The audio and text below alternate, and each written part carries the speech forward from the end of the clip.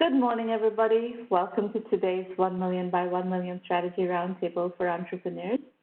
1Mby1M, as you know, is the first and only global virtual accelerator for startups. Our mission is to help 1 million entrepreneurs reach $1 million and beyond in annual revenue. We touch a community of over 500,000 people today.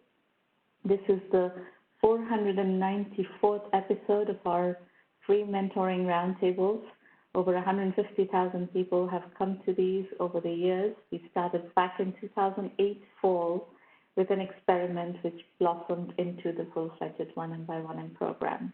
We also do a lot of mentoring roundtables within our premium program for our members only. So this is the format in which we do the project-based coaching, mentoring, consulting, whatever you call it, but the actual working sessions are all over these kinds of roundtables. The event is being recorded. You will find recordings of every single roundtable on our 1M1M Roundtables YouTube channel. On Twitter, we're at 1M1M and at Romana. You're very welcome to follow. We publish a lot of interesting content. If you're live tweeting today, please use hashtag 1M1M. Now, this is a roundtable, not a broadcast. We do have scheduled programming. In the front end of the program, we have an interview, and then we also have a couple of entrepreneur pitches. But we do want you to participate throughout the session. And while we have the other programming going on, please use public chat sent to all participants, and you'll be able to participate throughout. And then I will also open the line up for you to come talk, weigh in, ask questions, whatever you would like to do. Today, we're going to start the session with a conversation with Dan Roselli, founder and managing partner of CFV Ventures. Dan, welcome to the show. Thank you very much. It's great to be here. Well, let's get acquainted. Let's get you introduced to our audience. Tell us a bit about your background, and also let's introduce the firm, CFV Ventures, your focus, etc.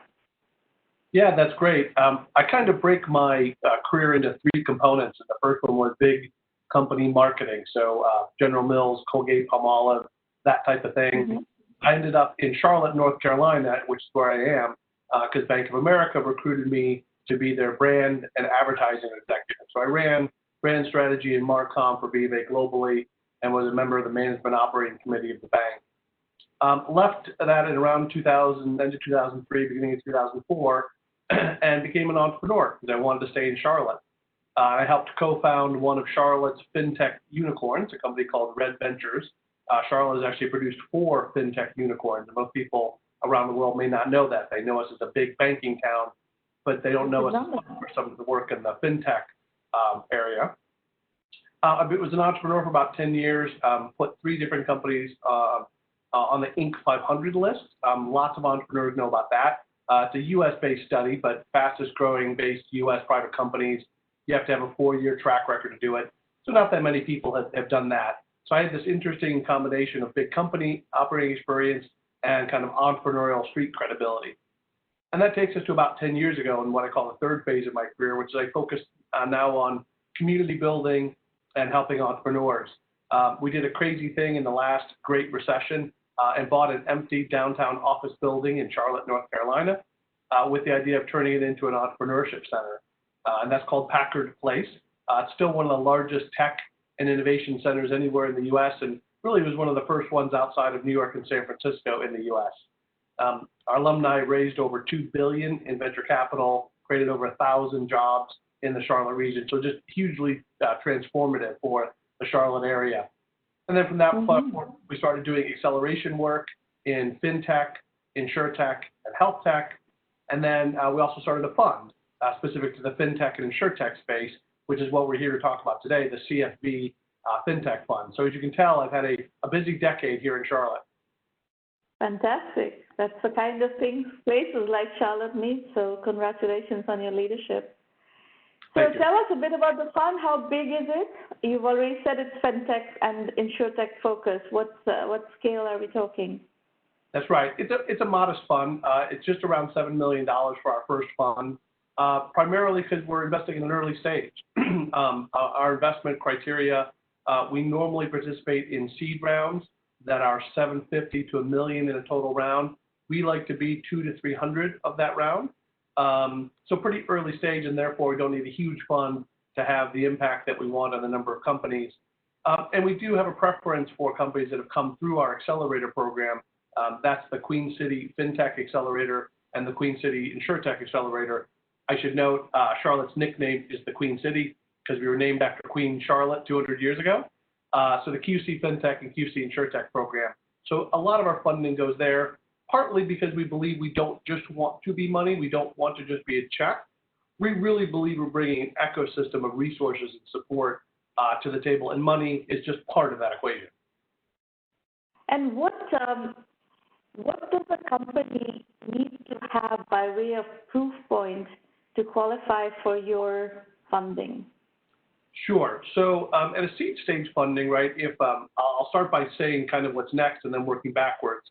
In the United States, at least, and I think this is pretty true globally, Series A investors want to see about $100,000 in monthly recurring revenue.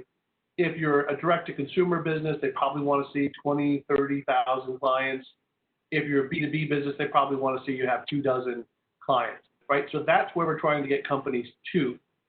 So we invest in the stage where they are certainly post-launch and post-revenue, and probably have some early signs of marketplace fit and adoption. So we're not totally banking on speculative entrepreneurs. We're not banking on people with ideas. We're not an angel fund, right? We want to see a product in place. We want to see a founding team in place. And we want to see some early marketplace validation that, yes, you are actually solving the problem you think you are, and that some people are willing to buy it. Now, lots of times that will change, but that's what we're looking for in terms of stage. Revenue still probably small, probably under 100,000 in revenue. So if you are trying to get these companies to the Series A, which means in the event it's a SaaS company that's of 100,000 MRR, what is your MRR threshold? 10K, 15K? What is your comfort level? Yeah, we don't have a hard threshold, but I would say we would like to see, 5 in ARR.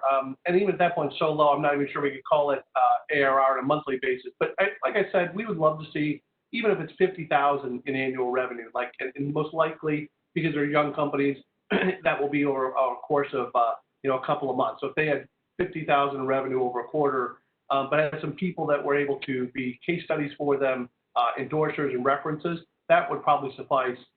There are times where we look at companies that are pre-revenue, but it's rare. Good. All right, let's talk about some of the companies that you've invested in, and give us a sense of what are they doing, what are the business models, and what trends are you seeing in FinTech? It seems like, since this is your sweet spot, you have, I'm sure, a good investment thesis around FinTech and InsureTech. So I would love to pick your brains on that. Yeah, absolutely. So you asked a bunch of questions there. Let me start with talking about some of the alumni. We have always had a philosophy of creating a really wide tent within FinTech and InsureTech. We believed that by being specific in those verticals, that was already specific enough, and then we wanted to be as wide within those verticals as we could be. So FinTech for us could be everything from cybersecurity to AI, to blockchain technologies, to P2P lending, right? We really go the full gambit, and we think that allows us to get the best companies and the best entrepreneurs. Some notable alumni companies, it's always hard to pick your favorite children, right? So somebody I don't mention on this is gonna email me afterwards and go, how come you didn't give us a shout out? But our portfolio is about 80 companies because we're at a pretty earlier stage. One of my favorites is a company called Trust Stamp out of Atlanta. They do work on biometric verification of consumers. They've actually announced that their intentions are to go public on the Ireland Stock Exchange later this year. So that would be our first IPO, which would be exciting. We had a company that's actually based in the Charlotte region, Catapult, that manages RFP processes for companies. And we think that marketplace in the RFP is even something we define as FinTech. They just did a major raise and a markup in their valuation. another company called Amicus that deals in DAFs, donor-advised funds, and has just landed an opportunity with a major, top 10 global bank. Excited for that announcements that are coming up. So you can see even from those three examples the spectrum of things within the fintech space we look at. In InsureTech, it's equally broad. We look at everything from carrier innovation to back office innovation to claims. There is a whole bunch of work being done on claims automation. One of our companies in our last cohort weather check is actually using data and AI on a microclimate basis to understand potential weather damage to expedite claims processing for damage from weather-related issues in the U.S., right? Just fantastic technology saving insurance companies, hundreds of thousands of dollars in inefficient claims processes. So I could talk all day about that, but hopefully that gives you a little bit of a flavor for the alumni base. You also asked about. Sorry, go ahead. Give us a sense of the trends in those two sectors. Absolutely. And so the biggest trends tend to be around AI, machine learning, and that automation space. I know those are a bit of buzzwords, so I even hesitate to use them, but this idea of creating efficiencies through the ability with machine learning to make processes more efficient. These organizations that the FinTech and InsureTech companies, founders that we work with, are trying to work with are such huge organizations that even a small increase in an efficiency in a process has huge yield to it downstream because they're just so massive as organizations. So we see, well, that's not particularly sexy, the efficiency play on an institutional level for financial and insurance companies may not get people totally excited, but it's big money. And there's some really good companies in that space. The other thing I'll say is that I just did a conference or an event last week on blockchain, and I believe, and I showed the technology curve in that session where, especially in the US, and I think this is true globally, you get this innovation hype, and then you get this hangover effect where things get overhyped, and then the reality starts creeping up, right? You could put self-driving cars in this category, which everyone expected there to be self-driving cars, and now they're not, and then all of a sudden there are going to be self-driving cars. I put blockchain in that same technology curve, which is got really overhyped. People use it as a buzzword. People really didn't know how to use it or what it was going to be used for. And so for last year, we've been in this hangover from the blockchain buzz, but now we're starting to see some really core, interesting technologies using immutable ledgers and how that can work to make processes from lending to claims more efficient. So I think you're going to hear more about that coming back soon. Very good. All right. And now what is your modus operandi? You have a small fund. Are you looking for unicorns? Are you looking for early exits? How do you think of, Yeah, certainly. the fund? Well, clearly, all of our portfolios will be unicorns someday, right? We know as an early stage investor that we will still have a relatively high failure rate of companies. If you look at the failure rate of companies in general, at the early stage investing, you get less of that at the Series B stage, where the companies are viable. It's a question of how big are they going to get. But at the seed stage, you're still trying to figure out, is this company going to make it? And so we think for us, and because we're investing in valuations that are 3 million, 5 million, 8 million, a company that gets to 80 million is an interesting exit for us, right? It doesn't have to be $1 billion valuation.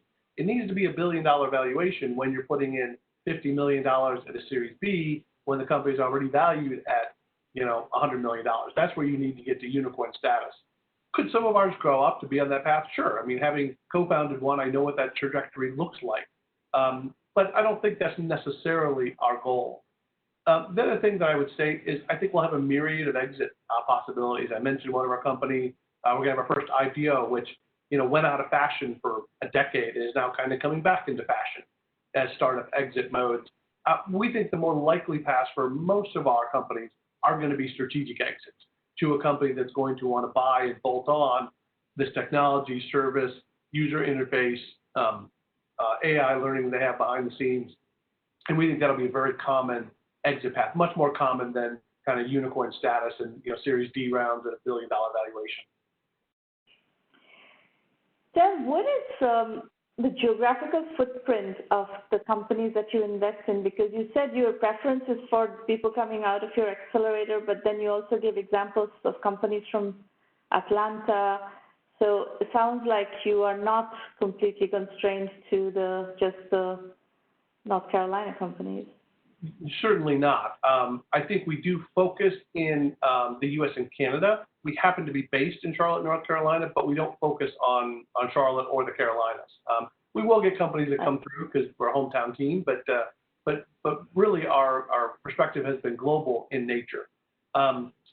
We have had applicants. We're recruiting for Class 13 right now, so that's one thing I should mention to all your listeners. Applications are open for another until I think August 1st. And so if you want to apply to Class 13 of the QC FinTech or InsureTech program, please check out the website. And we get people from all over. So I think over time, in recruiting 12 classes, we've had companies from every continent except Antarctica, 100 different countries, almost every state in the United States. And so really wide geography. That comes from the fact that we focused it on a couple of verticals, starting in FinTech and then InsureTech and now Health Tech. Because we thought we had an ecosystem that could support that. And we started the program, we said, what areas can we compete in, sitting in Charlotte, North Carolina, that we can compete on and win on a national and international level? That was part of our thinking of why we chose to be vertically specific. And as soon as we started doing the FinTech program, we got applicants from all over the world. And I'll never forget, 8-9 years ago, the first time we got a company from New York and San Francisco to move to Charlotte to incubate their FinTech startup, how much that changed the mindset of what was possible.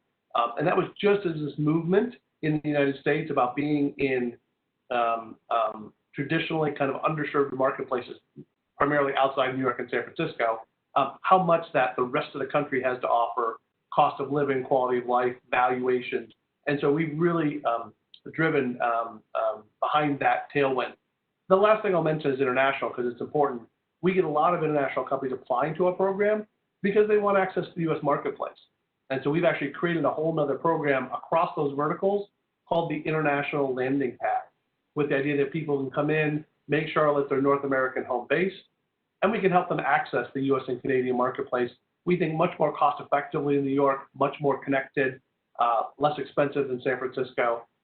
So we will look at companies that are coming through that program as well. Yeah, I'm completely in agreement with you that the trend is very much in that direction. I think it's going to be, companies are not going to be doing their, entrepreneurial work in expensive places like New York and San Francisco or the Bay Area. At least maybe they'll have one or two people, and then the real bulk of the operation is going to be somewhere else, and that's definitely going to be, has been actually, part of the success of our program has also been because of this global nature of entrepreneurship. And in the last couple of decades, the movement has been towards global, especially in the last decade, the movement has very much been in a global direction. So yeah, absolutely. I remember 10 years ago, if a startup in Charlotte had gotten Series A funding from a venture firm in New York or San Francisco, it was almost certainly a requirement that they had to move to that geographic location. And now, 10 years later, VCs in New York or San Francisco are saying, absolutely don't move. Stay where you are. We love that cost of living. We love the value and the impact of our investment in Omaha, Charlotte, Jacksonville, Nashville, right? So we're seeing that is truly happening. And same on the international stage. Yeah, and this upcoming decade, for many reasons, including COVID, is going to accentuate that trend big time. Totally agree. Excellent. Well, we are going to, I hear that you're going to stay for the pitches. Yes, I'd love to. That'd be great. Listen to some pitches. Folks, I want to set some expectations for those of you who will pitch today or those who are going to be pitching in upcoming sessions. This is a safe working session. Please do not feel defensive or nervous or anything. we have really no agenda other than helping you accelerate your process and address your roadblocks. If you disagree with feedback you get today, that's okay. It's your venture. You will decide on how you're going to play your cards. Just remember one thing, not all businesses can raise venture money. And raising venture money doesn't necessarily guarantee success either. So let's start with Mark Sindyukov. What's the move from Tampa, Florida? Mark, please unmute. Hi, can you hear me? Yes, we can hear you. Go ahead. Hi, nice to meet you. I'm Mark. I'm a 19-year-old college student in Tampa, Florida, an entrepreneur. I am an international student. I come from Russia, and I'm here to tell you about a solution my team and I delivered. But first of all, I'd like to speak about the solution that solves the problems that we identified primarily. And I'm first of all very grateful for the entrance to this roundtable. It was really interesting to listen to you, Dan, and very interesting questions, Sharman. I appreciate that. Thank you very much. But about us. So I was a freshman in college, which was involved in the world of nightlife as a marketer in the industry. And as a college student, I came to America with a vision as a business student to succeed and to achieve. And so straight away, I got involved in the world of nightlife, the most popular entertainment industry for college students. And so I started promoting events. And in the world of nightlife, there are three aspects of the industry. There's the customer, which is the clients, the students. Then there is the producer per se, which is the nightlife establishments, the business. And finally, there's the marketing of the industry, which is these promoters.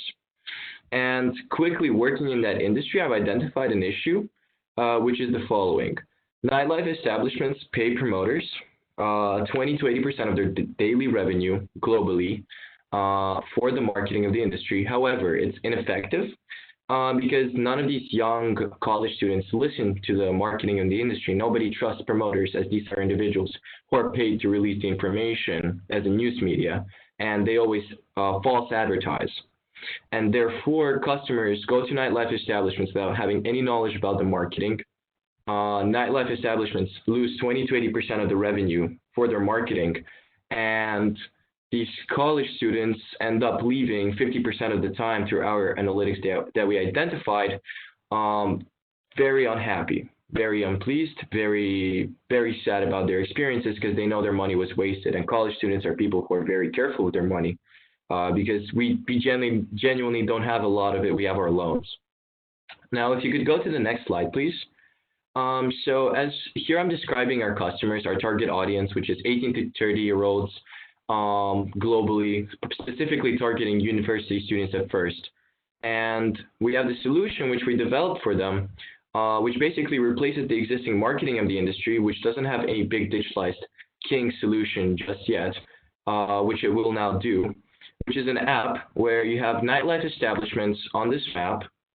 And talking about nightlife establishments, I'm talking about clubs, pubs, bars, even in some cases, some type of nightlife venue or even strip clubs, which I'm not a fan of or have ever been to, but that's also a nightlife establishment. We're not selective in terms of our clientele from the business side.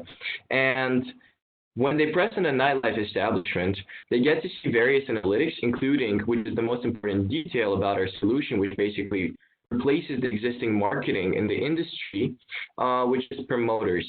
And what we did is we have this analytic, which is a live updated rating of the nightlife establishment done by other consumers and customers inside the venue through these algorithms we have developed ourselves. And as a result of that, clients now have the opportunity to know whether it is worth going to a nightlife establishment or not. At the same time, these clients, the establishment customers, we have two customers. It's the B2C solution, which is the college students, and then the B2B solution, which is the venues. We tell them that we have a successful marketing solution, which you were looking for, that will work effectively for you. And now your revenue losses will be way lower because whereas you were paying 20 to 80% of your daily day-to-day revenues towards then ineffective promoting and marketing, we are taking 6 to 10% of that marketing budget, and that's it. We're not taking any more, and we touch only our customers, whereas nightlife establishments pay promoters, even if they brought nobody to the nightlife establishment that night, which obviously, and I as a kid who comes from an advertising family, and I was involved in advertising since the age of 15, I know how ineffective that is, and that is horrible business. And so we have this solution we've delivered, a great app. We're in testing right now. We're launching a test of the solution in Russia in order to identify market feedback and see how the market responds to our solution. And our business model is really interesting because we have a social media app we developed on the model of the factor that on this map, you also see your friends. And when you press on the chat interface inside the app, you can connect with your friends, you can chat with them. Therefore, we've basically developed a really interesting niche social media app solution, which genuinely nobody has done before. We've identified over 400 applications, and none of them have done anything similar to ours, ranging from Google Maps to small, localized Latin American or Eastern European applications for nightlife. And furthermore about our app, it's a solution which is revolutionary and disruptive because nobody in the world of social media has yet created a solution that has multiple channels of revenue, whereas we do. Because we have the aspect, and that is the information, Mark? yeah. Yes, Yes, sorry. I think you understand what you're trying to do. You have said nothing about where you are currently because this industry is completely shut down at this point. So how are you, what is the strategy at this point? Of course, 100%. Well, the factor that the industry is shut down right now is a huge advantage play for us because nightlife establishments are seeking new ways to attract their customers back up when the venues open up again. They're all in constant monthly losses, and our solution is ready to go for them in America. However, nightlife establishments are opening up as all the cities are opening up across all of Europe, including Moscow, which is one of the world's biggest cities. And our product is being tested in the market in real life in Moscow in a month.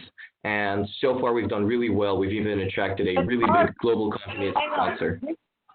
Given the state of the pandemic, nightlife establishments, any kind of gathering, pubs, nightlife establishments, are extremely risky.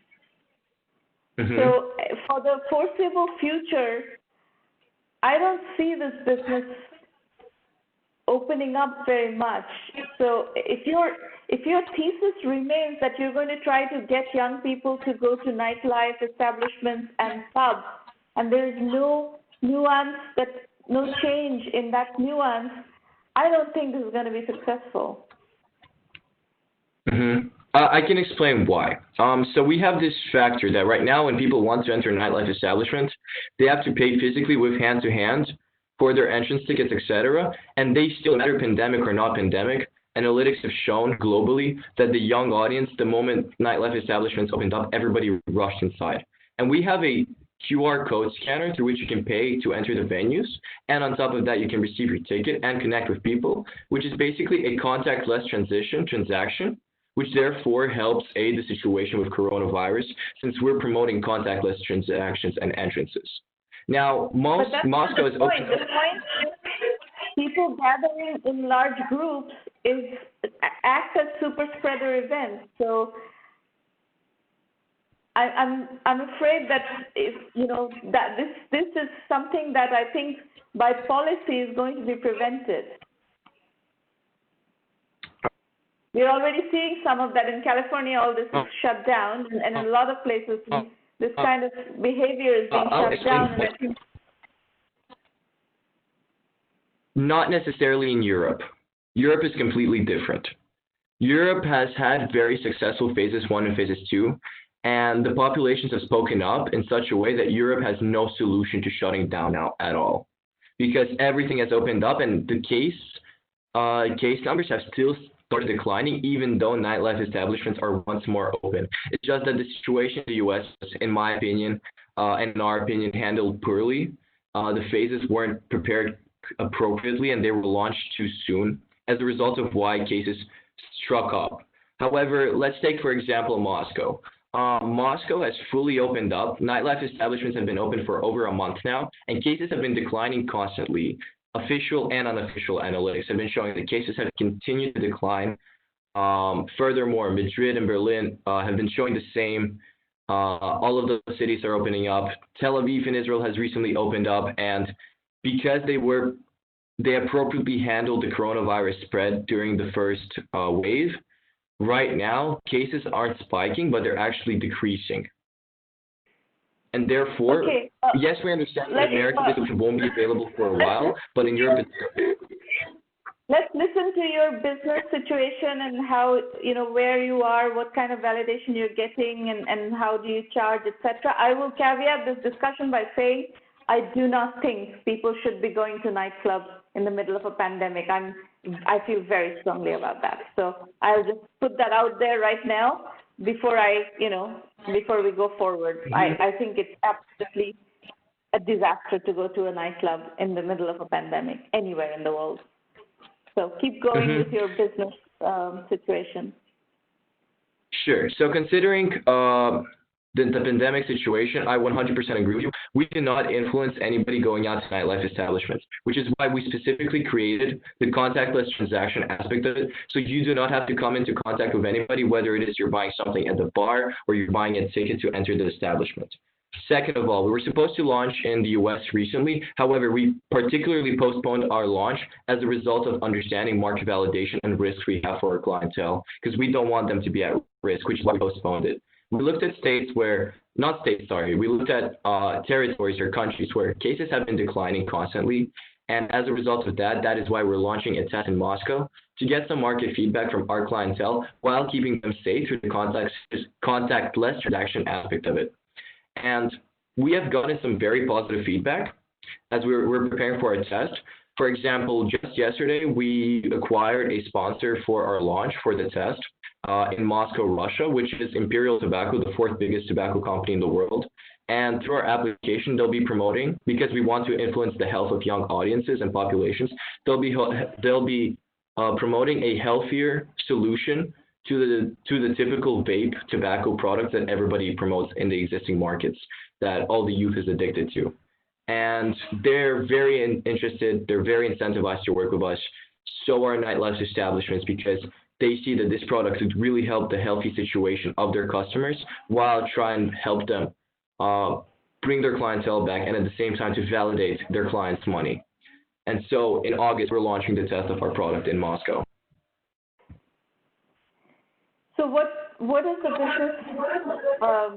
What is the business model? What is the pricing model? Talk about what you're trying to do business-wise. Sure. So we, as I said, have a social media project, and Facebook have been able to attract for all of their products income only through revenues of advertisement, whereas Uber and similar service good companies have been able to attract revenues through percentages of transactions that they receive. So basically, fees from each transaction. What we did is we combined both factors. As we have a social media product, we have the nightlife establishment advertising app, while at the same time, from every single transaction that goes through our application, we receive a percentile of 6.7% for each transaction. Whereas we give the rest of that back to the nightlife establishment, and we give 1% back to our clientele in in-app credit, therefore incentivizing them to use our app further to enter nightlife establishments rather than bring a wallet with them that they could physically lose. 1 in 5 young audience people lose their wallets or have it stolen in nightlife establishments. And this way, we're not only keeping their wallet safe, we're also letting them save some income and save some losses that they could have if they didn't use our application. That's our business model. So the revenues from advertising. Nightlife establishments are in your validation exercise?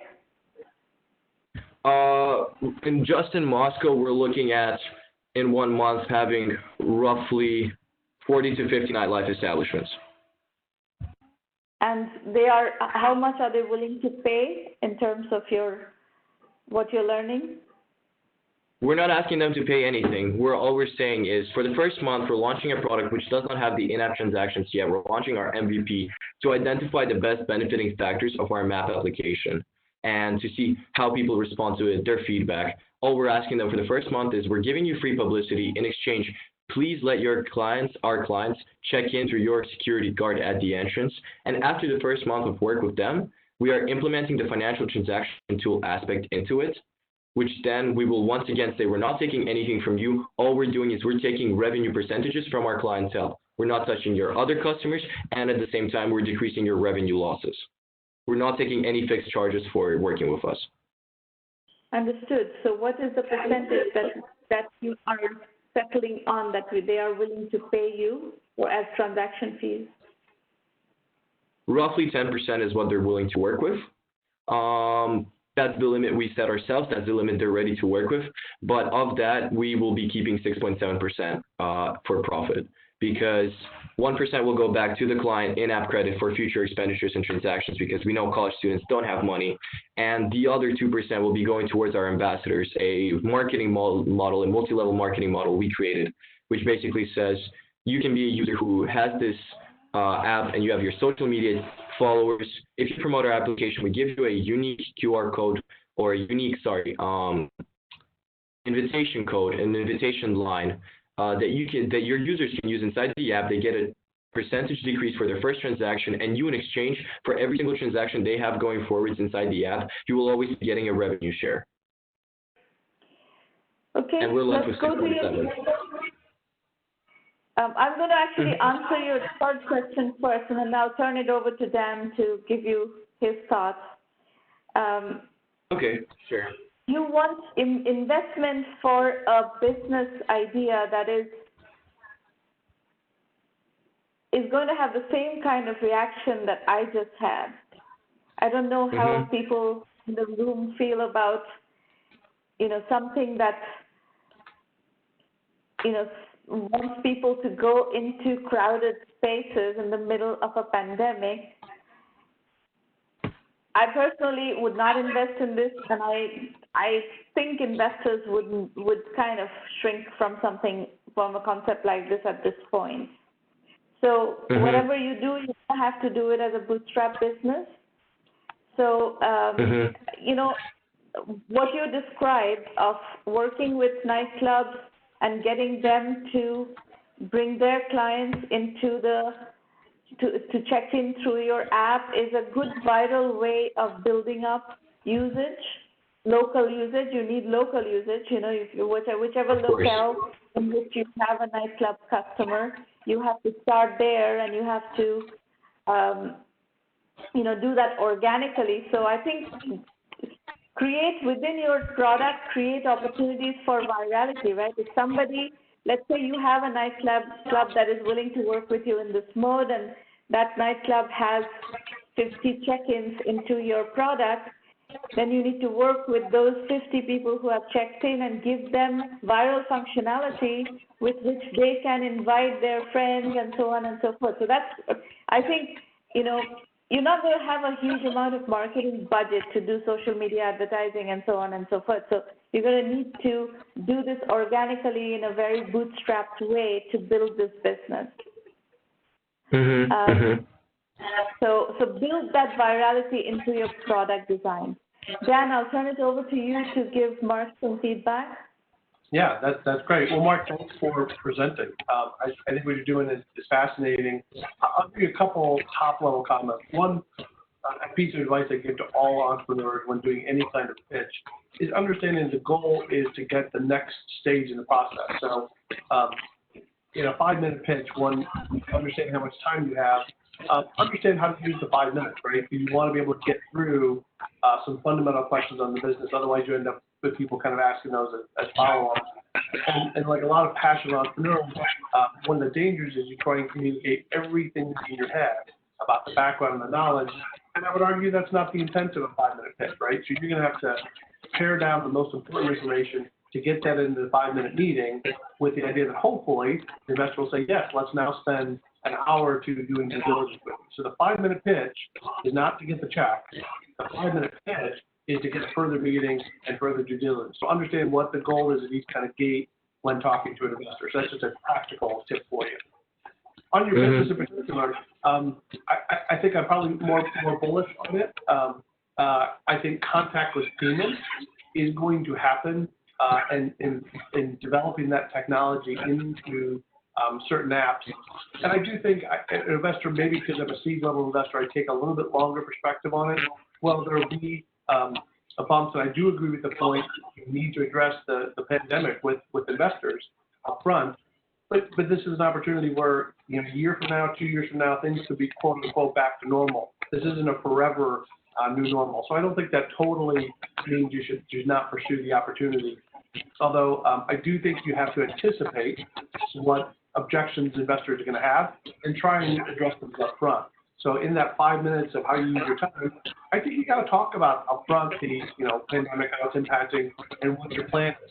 Show them that you thought about it in advance and thought through their questions on it. The last piece of advice I'll give you, which is I know you feel you don't have competition, but I never love it as an investor when I hear people say there's no competition. Because there's no competition, to me, means there's no business to be had. Because capitalism, free market, there's money to be had. People are working on solving this. So it's a personal thing, point of mine is, even if other social media apps or Venmo or other things are not perfect solutions and don't do what you're trying to do, I would rather have you say, these are the closest things to competition I have, versus say I have no competition. Because when you say I have no competition, that to me means there's no marketplace. But nice presentation. I think that's something interesting. Mm-hmm. Would you mind if I add a couple of words real quick? Is that fine, Ramona? Yeah, go ahead. Yes. Thank you. So considering investment, I would argue one point. It's just that I came here wanting to hear some more advice. Maybe there are some steps I'm missing. So far, considering investing, we did raise $50,000 into our product, and we have a verbal agreement for a $200,000 investment. Furthermore, considering the pandemic situation, what we're doing is we're not incentivizing people to go out. What we're saying is, look, guys, there is this alternative. We're offering you guys to use these contactless transactions. We know you're going to go out nonetheless. You are going out nonetheless. It's not for me to force them to go out, but I'm saying there's this alternative. There is this solution we've created. And finally, considering competition, we do have competition. Thank you for that advice, Dan. That's really helpful to mention that. But our competition really ranges from the factor that there are products that tell you about nightlife establishments and all sorts of entertainment industry venues. However, nobody specifically targets a niche. Nobody went ahead and targeted this product. For example, we have Google Maps, we have Yelp, we have Untapped, but nobody was there to deliver a product that really targets an industry the way Uber did with taxi services, for example. And this is what we've derived, and thank you. I really I've seen this particular concept multiple times at these roundtables, so I think there may not be a Uber scale company that is doing this, but there are lots of small companies that have attempted or are still doing. I don't know if they're still doing it, but there are companies. I've seen this idea many times at these roundtables. The one thing I would say to you, and I agree that with investors, you're going to have to address the pandemic.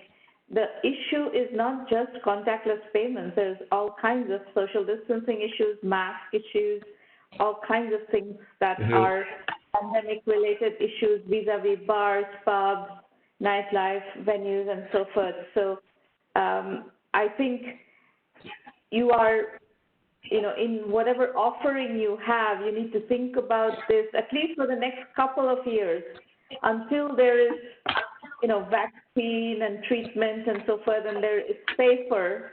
Young people may go out, but you will see that the governments will have to manage this with policy, because as you can see in the U.S., everything is out of control because young people are not just infecting themselves, they're infecting other people, which is, which is why this is dangerous.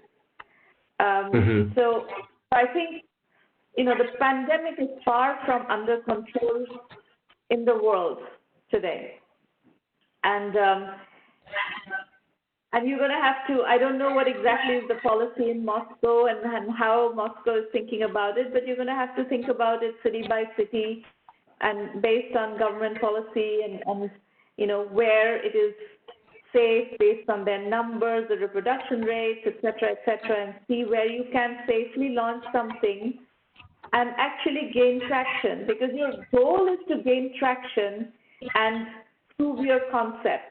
While this pandemic is going on, if you can create successes and adoption in certain geographies where there is, where it is safe to do this. For example, New Zealand, is New Zealand safe? New Zealand has managed this pandemic very well. Iceland has managed this pandemic very well, and maybe it is okay to do stuff like what you're trying to do in those geographies safely without, the public interest being violated. So you may want to check your go-to-market strategy on where you're doing Moscow. I don't know what is the situation in Moscow, so I can't comment if Moscow is the right place or not. But there are obvious places where it is safe to do stuff like this, and you're going to have to prioritize based on that. Wonderful. And just one last question, considering the social media aspect. So we have a small budget to scale our social media presence because we want to gain that market publicity. We want to gain that leverage when we talk to nightlife establishments, telling them that, yes, we can bring clientele to you. We can bring back your audiences.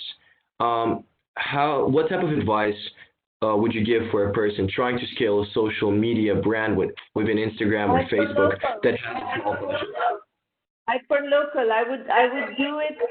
I would do it in a way that if you've identified a particular nightclub that is going to be working with you and is willing to seed the ecosystem around that nightclub. Let's say this nightclub brings you 50 users, then you advertise around that within the a small radius of that nightclub and start building on that seeding that nightclub has offered you and within your target audience. So I would go very absolute hyper-local, and around the nightclubs that you're able to attract. Okay. Sounds good. Thank you very much. I appreciate the advice today. Thank you, Sramana. Thank you, Dan. Good luck. Stay safe. Thank you.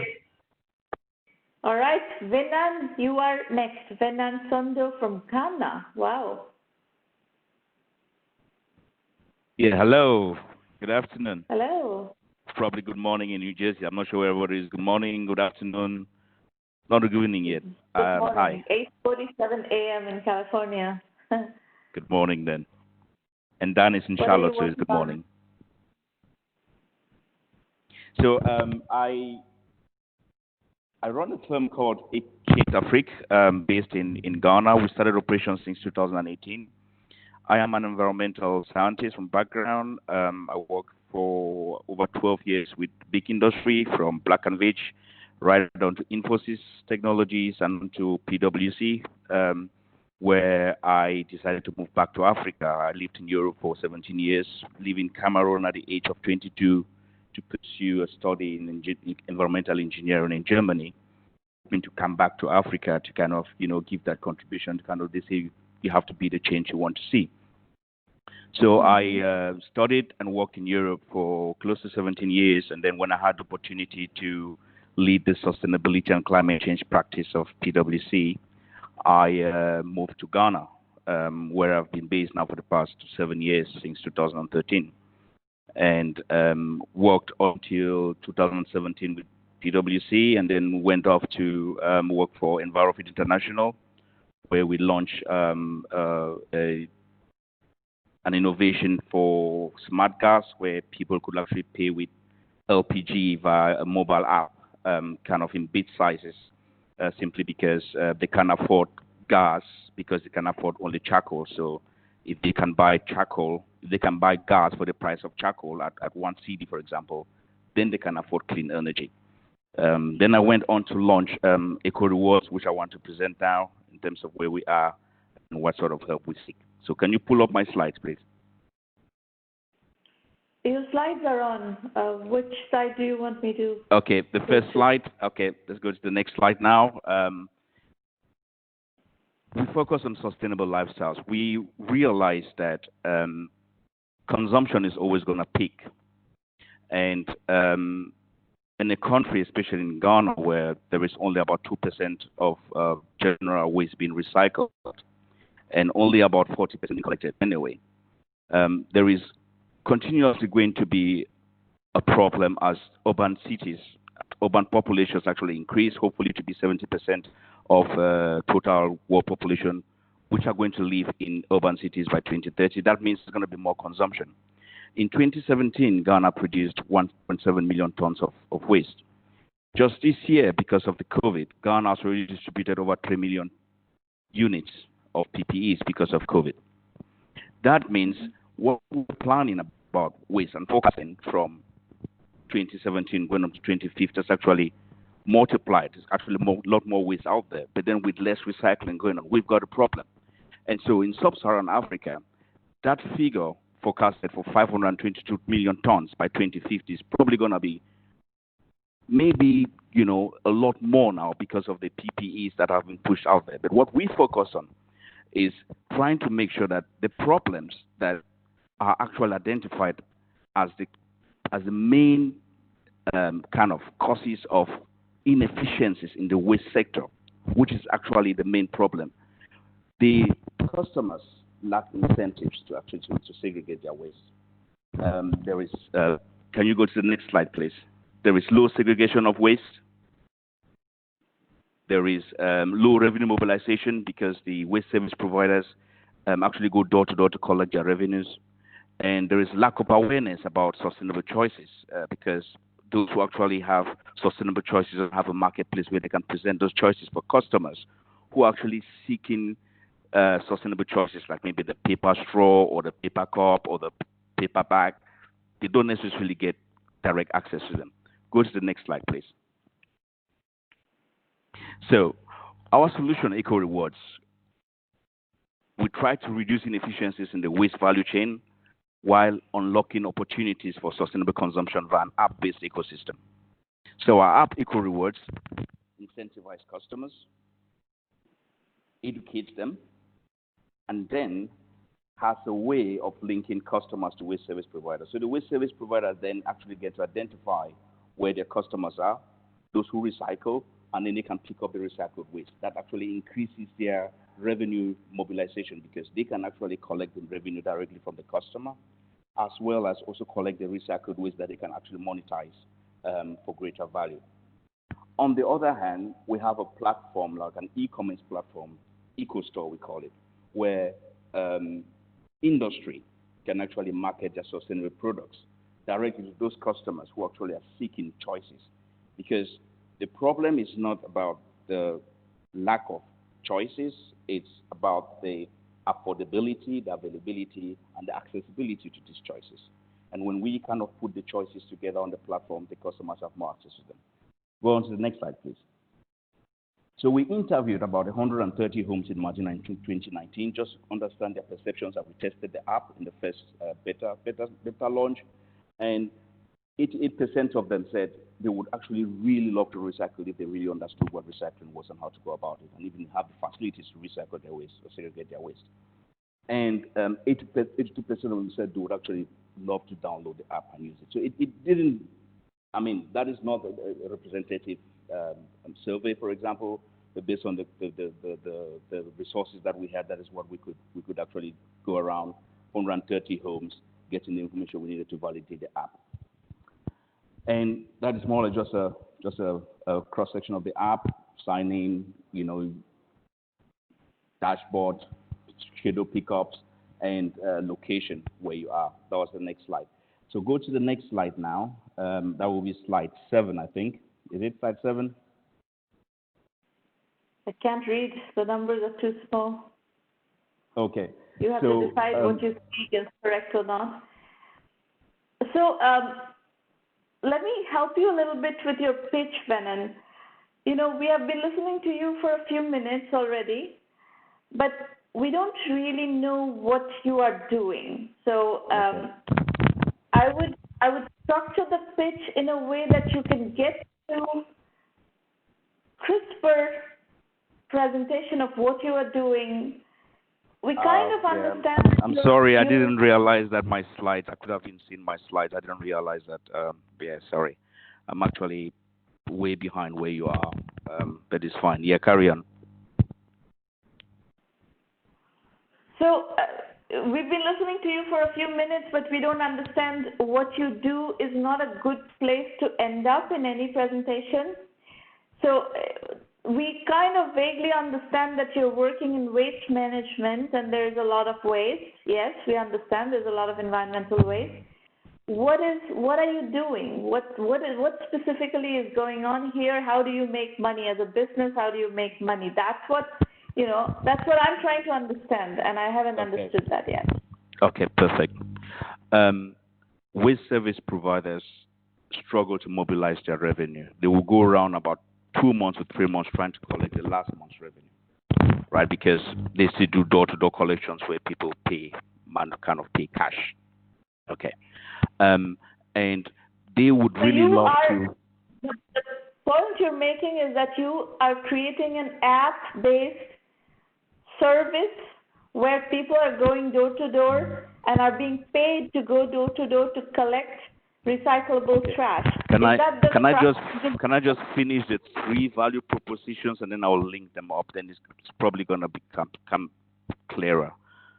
Because we're developing an app ecosystem where waste service providers, households, and industries can actually leverage the app for more penetration. First, the households, they can learn about segregation of their waste and pay conveniently via our app platform to the waste service providers and identify waste service providers who want to pick up their waste.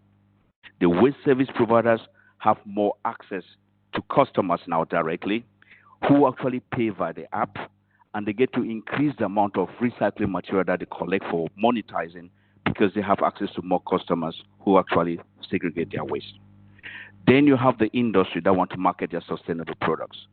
They can market their sustainable products via Eco Store, such that customers who actually collect our Eco Points by the platform by segregating their waste can afford sustainable products actually cheaper because they get a discount because they actually use the ecosystem currency for shopping on the Eco Store.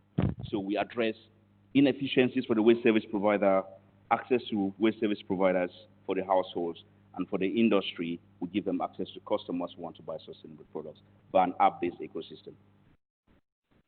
So, Venan, in the ecosystem that you're operating in, the local ecosystem, what is the role of the municipality in this? For example, where we live, the municipality charges us and sends the waste collection, whether it's recycle or regular compost waste, whatever. But there's a process. It's not like we're going out and shopping for service providers and stuff like that. So how does it operate in Ghana? And the corollary question, which is critical. Hold on, let me finish. Yeah. The critical question for you to validate is: do consumers have the appetite to do this kind of shopping for waste providers and paying for the service, the kind of service that you're talking about? Okay. In most of sub-Saharan Africa, there's kind of more a hybrid system for waste service operations.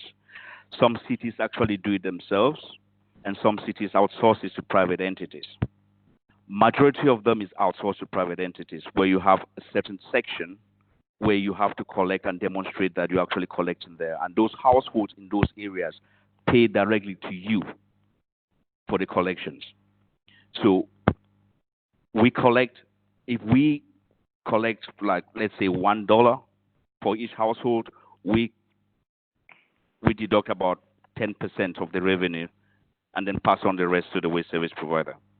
And for the waste service provider, it's more like an easier way to reduce its overheads because he's not sending people out there going door to door and knocking on people's door for payments.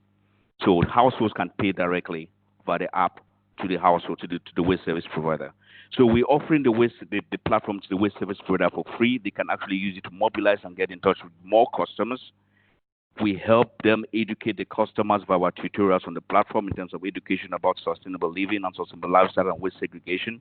And then they can start to understand more. I mean, evidence has shown that more people really want to do something, but then the knowledge about So segregation is not there. It sounds to me like what you're providing is a payment app for the waste services industry. It's a FinTech venture that you're proposing here. It's not, you said a lot of things, but the crux of the matter is it looks like you're providing a payment app for the waste services industry, a highly verticalized niche payment service app. And then there are features and functions around that, but the core functionality that you're going to market with is the payment, smoothing of the payment process for this segment. Isn't that correct, Dan? What I see you nodding, you probably agree with what I'm saying, yeah? Yeah, I do. I've heard people even argue that, Uber, you could argue, is a fintech company because what they really revolutionized was as much the payment end of that transaction as they did the private car service business. But I've seen a lot of plays like this in the fintech space where the payments is the core of a lot of the value proposition, but it does build interaction and ecosystem around, which is what I think Venan is trying to say.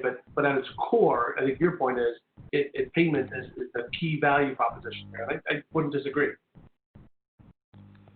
So you may want to think about how to pitch this differently, Venan, because it took us a while to get to the crux of your value proposition, and it created confusion in the people who are listening to you. So that would be some of the feedback that I will leave you with. Okay, thank you very much. I'll take that on board. Probably should have prepared more about the audience, which I didn't do, but I will bear that in mind, yes. All right. Is there anything else that you want to discuss before we move to the next segment? No, that'll be it. Thanks. All right. Okay, folks, I'm going to take a few minutes to explain to you how to use 1 million by 1 million.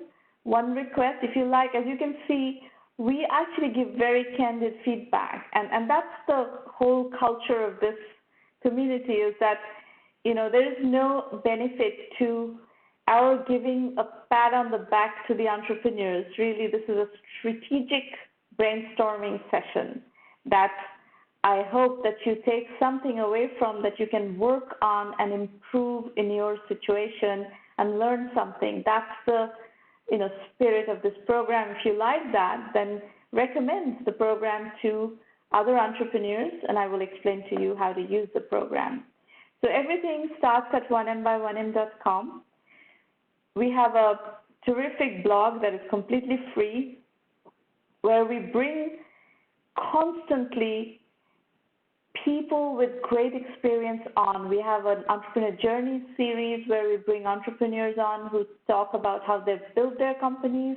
We have a thought leadership series that is industry specific, that talks about trends and use cases, open problems, white spaces where you can start a new company and so forth. So the blog is extremely rich.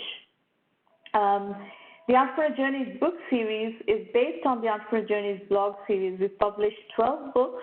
These are all case study-based books, 12 to 16 case studies per book, and we deal with particular topics. So we, as you know, we emphasize greatly on bootstrapping, and we have many nuances of bootstrapping that we have dealt with over the years, and bootstrapping with a paycheck, bootstrapping using services, each of them have their own volumes. These roundtables happen every week almost. In a year of 52 weeks, we are doing roundtables at least, 45 out of the 52 weeks. So, you can always come and talk to me here. The full acceleration program is 1M1M Premium, and you can access it from anywhere in the world. We offer you extensive methodology guidance. We have a full digital curriculum that is case study and video lectures based. We help you with business development. We have a terrific Rolodex, a really powerful Rolodex, and premium members get access to that. We help you with strategy consulting, similar to what we do here, but it's a lot more intense, and it's for members only in the private roundtables. And with the benefit of the curriculum and these roundtables, that's how we do really all the project-based work. We do help you with financing. We have a terrific investor network. You can go to the seed capital section of the blog and start reading up on some of these investor conversations. We constantly bring you investor conversations like you spoke with, you had a chance to listen to Dan today, and we have hundreds of investors who are part of our ecosystem all around the world. Go to the website, go to self-assessment. This is a free questionnaire tool. These are questions that investors are looking for answers to. And you really need to prepare ahead of time so that you can answer these questions. If you get stuck on methodology points, you can go to 1Mby1M Basic, which is our curriculum-only option, and plug those methodology gaps. That's a very easy way for you to learn the basics. Anyway, go to the website. We have been very comprehensive in describing the premium program, the basic program. We have FAQs, video FAQs. We have a full curriculum that's divided into core, 7 core modules, and then electives. Again, go to the website. It's described in great detail. It is a case study-based curriculum. We have over 1,000 successful entrepreneur case studies, including 100+ unicorns, 400+ venture-funded companies, another 400+ bootstrap companies. So you basically get to stand on the shoulders of people who have done it before, and we found it to be extremely effective. You know, technology entrepreneurship has been going on for a long time at this point. You know, the internet is almost 20 years old. So you will have a shot at, more than 20 years old, actually, about 93, so 25+ years old. So you have a shot at looking at what other people have done, finding proxies, blueprints, etc., and case studies, and be able to repeat some of the nuances of what people have done before and succeeded with. We do practice a lean, capital-efficient bootstrap startup methodology. Our philosophy is bootstrap first, raise money later, or not at all. You can go straight from bootstrapping to exit. We've been seeing those situations arise as well, and that's fine too. So that's it. In July, we have 2 more roundtables. In August, we have 3 more roundtables. And Maureen, I think there's a typo here. You meant August 20th, not August 2nd. And then we also have these online rendezvous, which we do on LinkedIn, Facebook, and Twitter live on Tuesday mornings at 8 a.m. Pacific time. You're welcome to come to those as well. I answer questions there. And that's it. If you would like to call in and ask questions, Dan is still here. I'm still here. We are both willing to answer questions. You can also use the public chat to ask questions. So set your chat to send to all participants, and you can ask any questions there as well. Mark, I'm glad you found the session extremely interesting, and you learned something. Слышал, мне сказал спасибо. Sorry? Я единственный, кто остался. Oh, sorry. I was speaking to one of my partners who called me right now and said this was extremely interesting himself. He asked me to pass the message. My apologies. Right. I didn't see my unmuted. Yeah. Folks, if you have questions about the program, you can contact Irina Patterson. Her email is irina@1mby1m.com. Questions, folks, before we adjourn? Dan, thank you very much for staying. Absolutely. It was a pleasure. I enjoyed listening to the entrepreneurs. We'll see you next time. Right. Okay, bye. Take care. Stay safe, everybody. All right, I don't see any further questions, so we are going to adjourn, and I will see you either next Tuesday or Thursday, and also for premium members, if you're on the call or listening, we have a private roundtable on Monday evening. See you soon. Bye.